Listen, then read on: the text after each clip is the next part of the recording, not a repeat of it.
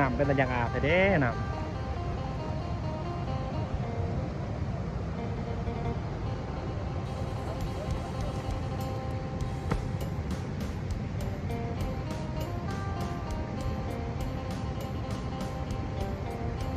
นี่ก็ทำเก่าเพราะว่าในเปลี่ยนแปลง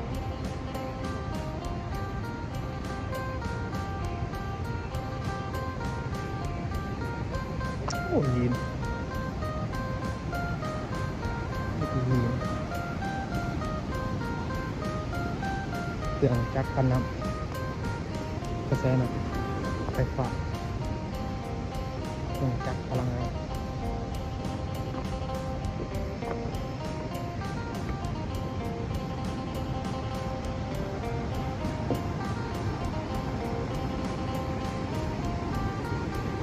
มันมีสลิง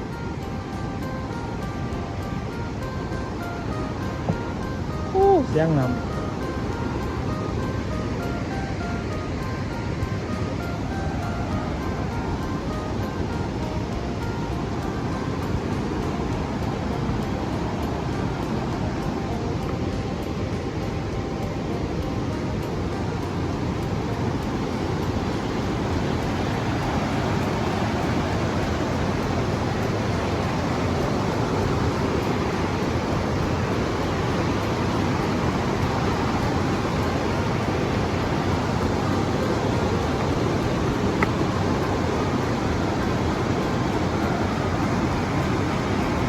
สบายดีรีผีค้อนผ่าเพะต้นนี้ก็หอดแล้วไปเบิ่งบรรยากาศน้ำตกโอ้ยบอลลิน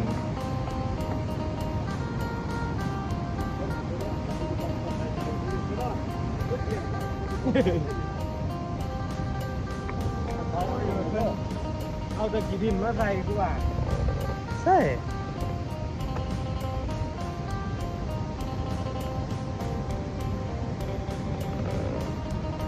พอแล้วติดใส่พอแล้ว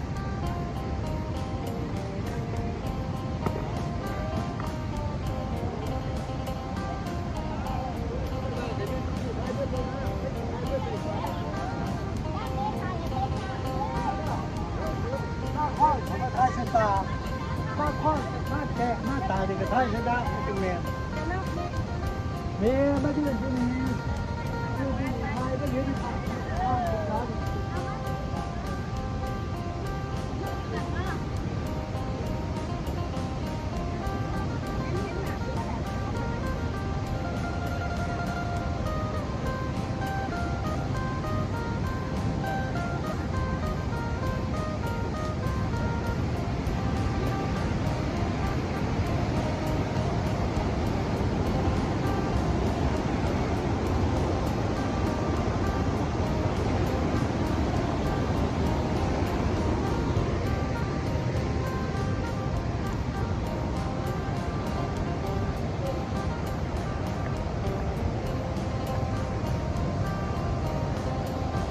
น้ำร้ายตรงนี้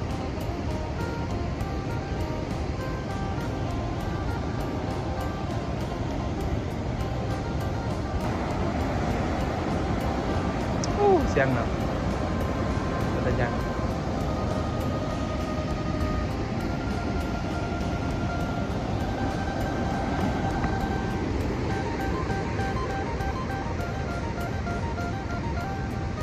มาจีพาเบิ่งบรรยากาศทางในน้ำตกตาลีปีมาพี่น้องเนาะใครบ่เคยพอเคยเห็นบ่เคยมาเบิ่งตามคลิปนี้เลยเนาะ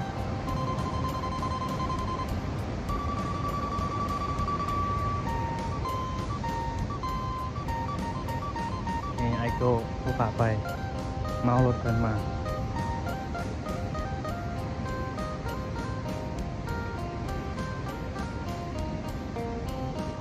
บรรยากาศทางในเย็นพี่น้อง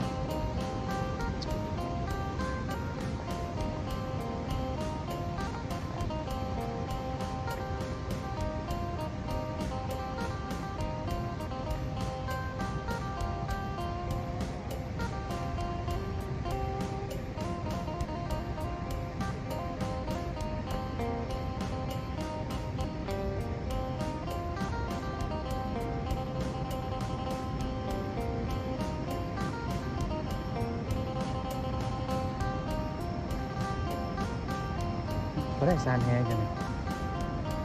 เอาไปใส่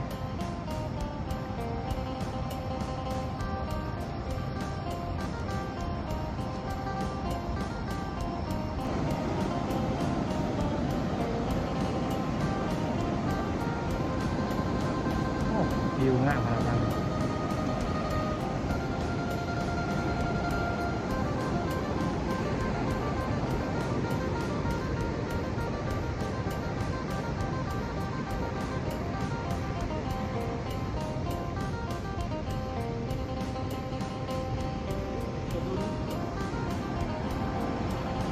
กระทุนจังโมง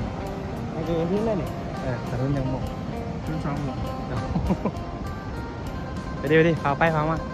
อันนี้บอลจีสลิงสำหรับนักท่องเที่ยวอยากเที่ยวชมบรรยากาศทางในบอลดีพีอยากเบิ่งบรรยากาศทางด้านสูงครับเบิ่งทางนี้ แต่ว่าต้องเสียค่าบริการในการเข้าไปส่งมีทั้งคันเลย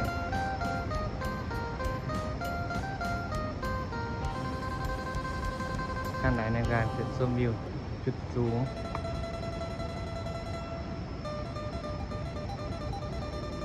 นี่จะเป็นบอลตอนครับบอลเก็บติก จะไม่มีได้ยังไงมีเยอะจะเป็นเหลือขอเข้าห้องน้ำหน่อย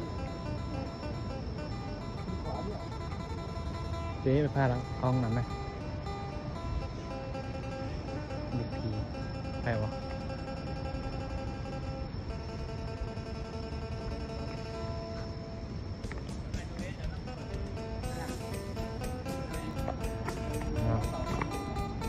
ตัวนี้ก็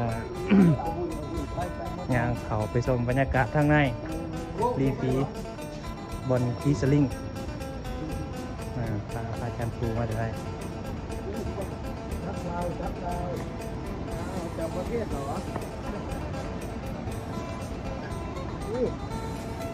ครับสุดยอดสุดยอด ว่าทำไมได้ว่า เอาบันนี้โอ้ฮะ ว่าได้กันหน่อยสิถ่ายวิดีโอ ไม่ใช่แต่ก็ไม่ใช่ต่อ ประเทศ คนไม่แพงเนาะงั้นไก่กว่าคนไป ถ้าเป็นรถตู้มีรถไฟ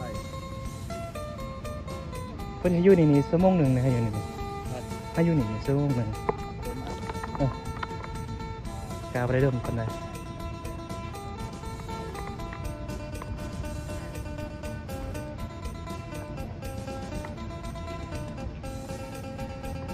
เอาตัวนี้ก็เดินทางกลับแล้วเด้อพี่น้องทักทายสบายดีเด้อพี่น้องป้องปลายสุขุทุกคนที่เห็นที่อาส่งเปิงคลิปนี้เนาะตัวนี้ก็อาตมาอยู่ที่สถานที่รีพีลาวใต้เมืองโค้งจำปาสักไปครับชมบรรยากาศทางลาวใต้เป็นยังไงชมสื่ออยู่ว่าชมคำลำลืออยู่ว่าความงามความอุดมสมบูรณ์ทางด่านธรรมชาติโดยเฉพาะอูป่าอูหนาวทางด่านทรัพยากรธรรมชาติก็ว่าร้ายเป็นบอลมีทรัพยากรน้อยที่สุด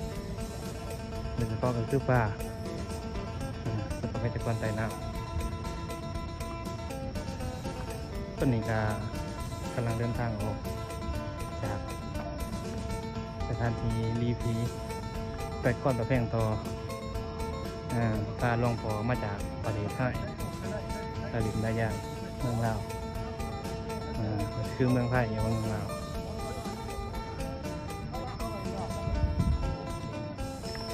ใกล้โมงแล้วนั่งหน่อยท้องเขาได้จะขายต้องเท้าผ่านเดี๋ยววันนี้ใช้เงิน3,000 กีบ เดี๋ยวหลงตามีกี่พันจะมาดู เอาลองตาจะอุดหนุนเน้นนั่งหน่อย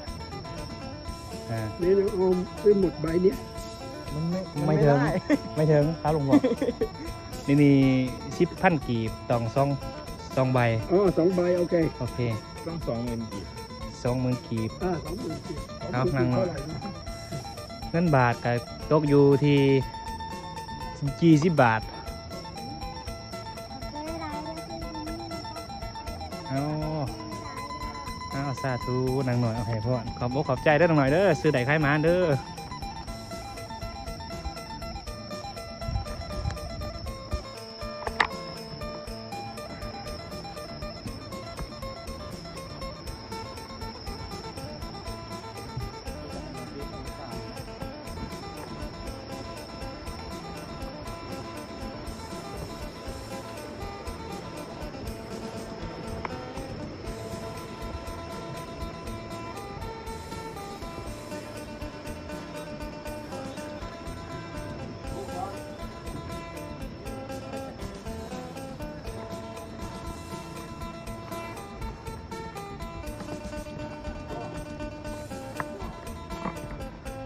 จะเป็นบอล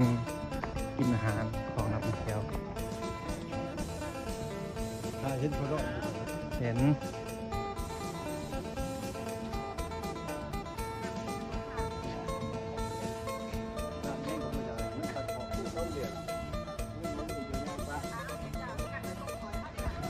ทั้งลาวใส่เพิ่น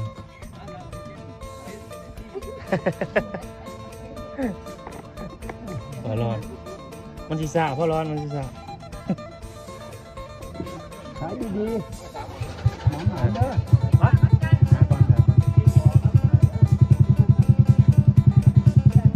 โอ้ขอบอกขอบใจเด้อแม่ออกเด้ออยู่ดีมีแห้งเด้อซื้อได้ใครมาเด้อบุญคำน้ำสู้หลายๆขอบใจ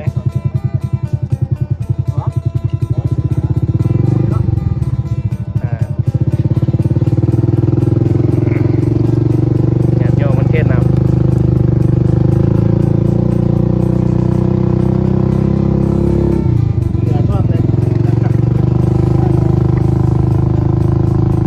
ตอนนี้ก็จะเดินทางต่อไปสู่นัก มันมาแพง ก้อนปลาแพงใส่เวลาน้ำกะทิไม่ดูใส่เวลาประมาณอยู่20 ปลายนาทีเราเป็น กะครับส้มบรรยากาศตามทางเด้อพี่น้องมองป่ายตอนนี้สุขตอนนี้ก็อัตมาครับทีมงานก็เดินทางออกไปสู่ โดยบ้านก่อนเดี๋ยวมาอยู่ที่ประตูก่อนจับที่จะบอกก่อนทำอะไรที่ประตูก่อนเป็นบอลของประเทศที่ประตู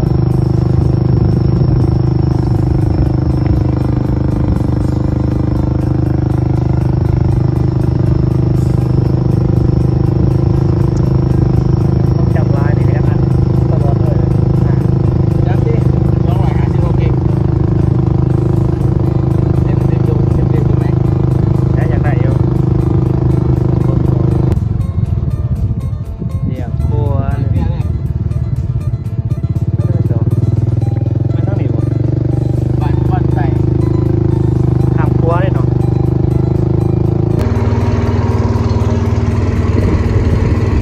ตอนนี้ก็กำลังเดินทางครับจับประจักษ์เฮ้ย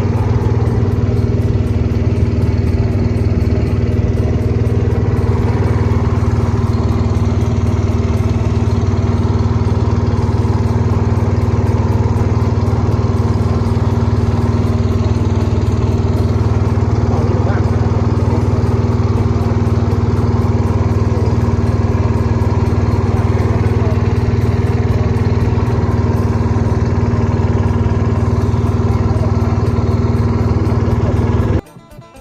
ตอนนี้ก็เกิดอุบัติเหตุน้ำมันหมด เกิดอุบัติเหตุกระทันหันน้ำมันหมดแต่ว่า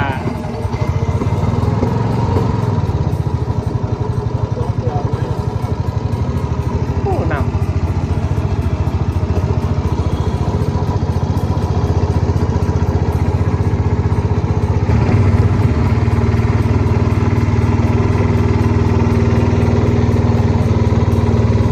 ก็ใกล้จะหอดบ้านหน้ากระสังเนาะ